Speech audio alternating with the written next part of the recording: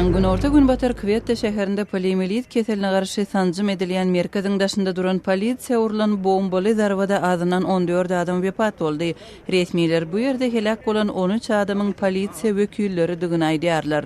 Hüjümyň jogapkärçiligini Taliban guramasy öz üstüne alyp bu arada jurnalistlere elektron hat arkaly habar berdi.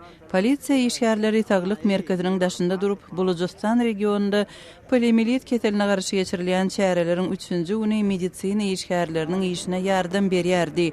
Vaksinasiýa ýagny keselçiligiň ýokmazlygy üçin derman bermek çäreleri regionda geçmişde hopsuluk sebäplerden ýatyrylypdy. Taliban topary medisina merkezlerine ýygy-ýygydan hüjüm edýär.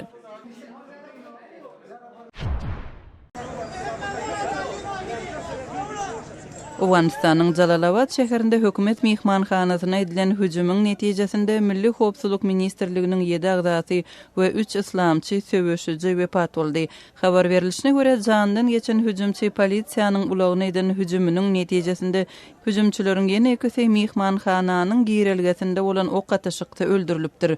Hüjüm zerarly ençeme adam yaralandy.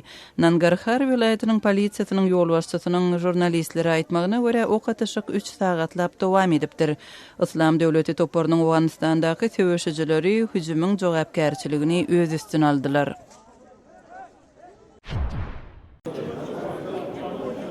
Kazakhstanyň parlamentiniň aşaky möhletiniň ir umumy saýlawlary geçirmek boýunça ses berdi. Başta saýlawlaryň 2017-nji ýylda geçirilmegi planlaşdyrylypdy, emma mejlisiň agzalary ony has ir geçirmegiň tarapynda çykyş etdiler. Olar 2010-njy ýylda 5 ýyllyk möhlet bilen saýlanan parlamentiň planlaşdyrylan täzeliş proýektleri we prezidentlik reformalary amala aşyrmak üçin ses berijiler tarapyndan özlerine täze yktyýar berilmeginiň zerurdygyny aýdýarlar. Saýlawlaryň möhletden ir geçirilmegi üçin Prezident Nursultan Nazarbayewiň resmi karary gerek. Siz günüň täzelikleri bilen tanyş boldunuz.